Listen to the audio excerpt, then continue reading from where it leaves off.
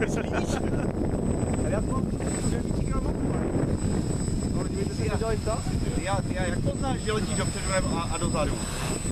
Jo? Jak víš, co je předek a co je zadek? Čína si jsem viděl, Měla jednu stranu namalovanou třeba červeně, že to je předek, jo, a no, ale tady nevidím. Já to mám potom to osvětlení, ale to No, tak dobře, ale teď Teď to toho odhadu, no?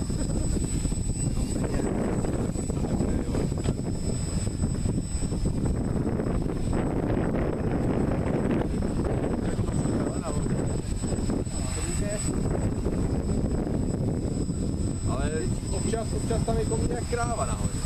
a to schováme. Já jsem ten 3 metr musel stahovat násilím dolů.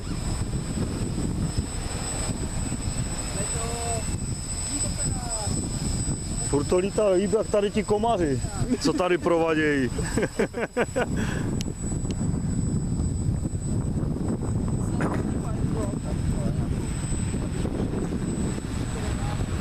To jo, ty pálíš furt.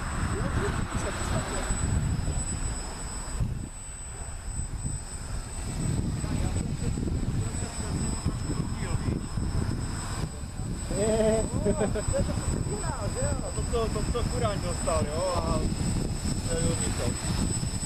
No. Kde se taková kormidla honěné? Na táčku v těch směrovku takhle. Tam mám páčky napísané na to. Jo. Jo. Ale pěkný stroj, no. A ještě to naletělo. To bude rychle? Co? To bude rychle? To bojí právě. Jako, hej, dívej, Hekr to má jako na závodní kolem pilonu, víš, na ty halové. To je kudovka, To je nějaké moc tiché. Tak ty jsi zvyklý na 7 kg heliny, co tu lítají. No, Dělá paráda. rachod jak spalovák, že? však starokomáru. Dobré. Tak zajímavý stroj, no. Ale co jak se ti otočí potom? Jako o 180. O 180 stupňů. Točit, tak to je fakt hůře. Tak si No nesmí se, počkej, nesmí se otočit jako bruchom hore, jo? To je problém.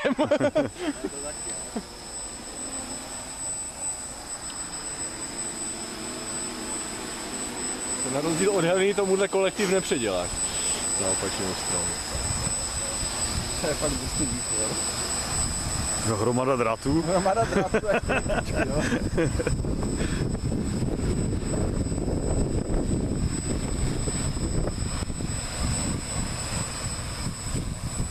Stačí větší obyvák. Jak moc tomu pomáhá ten počítač.